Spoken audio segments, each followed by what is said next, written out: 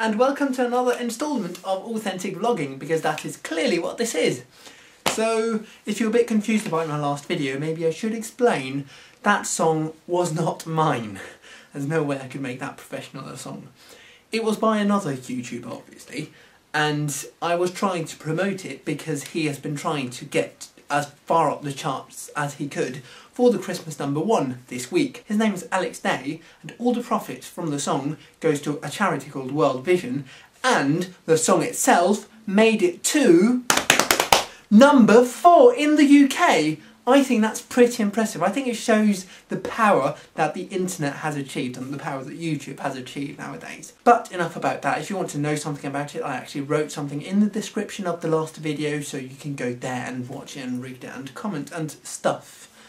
That's not what I'm here to talk about. Today is Christmas. Incidentally, that's not what I'm going to talk about either. I'm supposed to be saying Merry Christmas and wishing you, I hope that you're celebrating the birthday of Jesus nicely, although I guess this is not really the birthday of Jesus because historians have shown that Jesus was actually born in summer, but let's say happy, pretend it's Jesus' birthday day, and all these kind of things. But that's not what I'm going to do either, because I imagine you must have heard Merry Christmas and all these things and the songs and everything for so long, for a month now, that you're sick of hearing it, and that's not what you want from me now. So I'm going to talk about something completely different. Today I want to talk to you about listening. I watched an interesting video the other day taken from a series of well-known talks known as TED, you may have heard of them, and the talk was by this guy called Julian Treasure, and was about listening, which was basically what he dealt with. I'll put a link in the doobly-doo below me so that you can watch the entire video if you want to, but right now I just want to paraphrase one specific thing he talked about.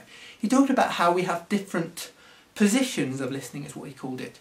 So we have different ways we can listen and different positions we can put ourselves in when we are listening to another person speak. The ones he mentioned was active versus passive, expansive versus reductive, and empathetic versus critical.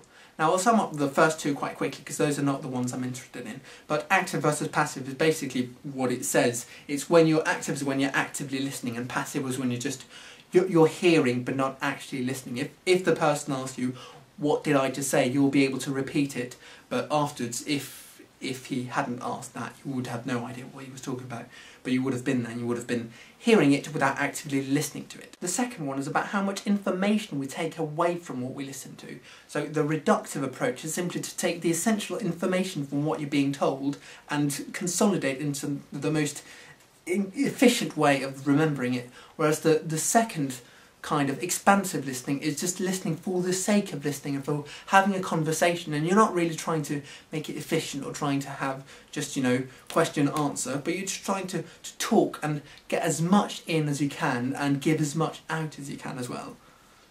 It is the third one that I want to focus on, the empathetic versus critical.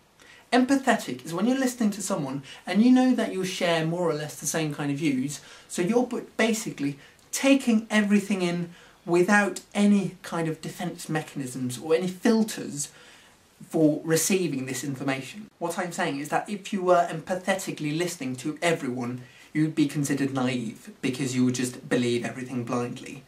However, then you can also find yourself on the other end of the spectrum where you're listening critically. And listening critically means that you're being very critical towards what the other person is telling you, and so if whatever they're saying you'll be taking it with a grain of salt, and so it's the way you'd be listening if you were talking to someone who believed the earth was flat. Whatever he's saying, you're going to try in your mind and come up with what is wrong with his argument. Why do I not believe him?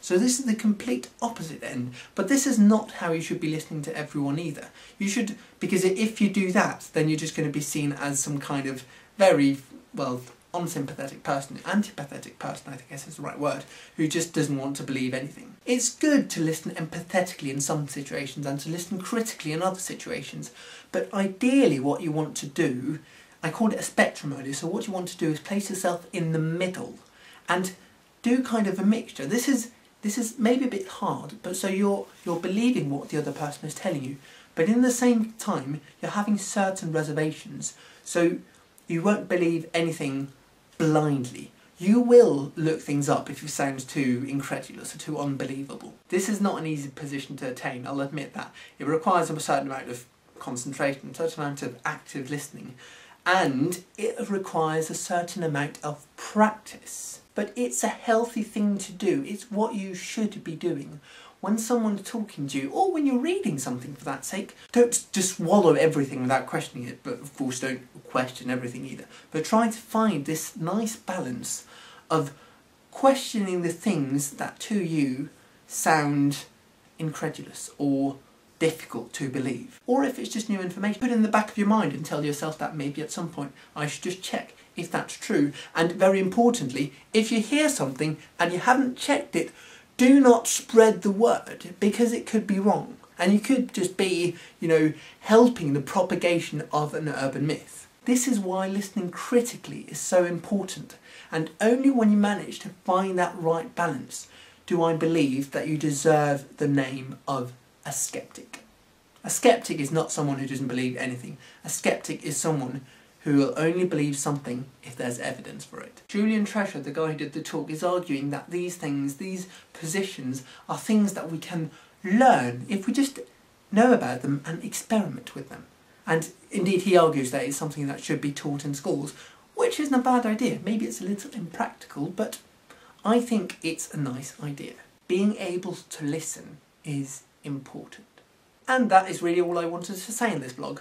Now, next week, that's going to be New Year, and so 2012 is going to start, but sadly my camera expires in 2012 and so it's going to explode. So this is going to be my final vlog, and you won't see, maybe I'll make a video before New Year, but other than that you won't see any more of me. Thank you for staying with me. Oh, and before I forget, I must apologise for something I said last week. I mistakenly said that dogs can actually sweat through their tongues. This is a common misconception. I think they can sweat partially through their tongue, but they still perspire normally through the rest of their body like all other mammals. This has been a great Christmas and a great year, and this is The Missing In signing out.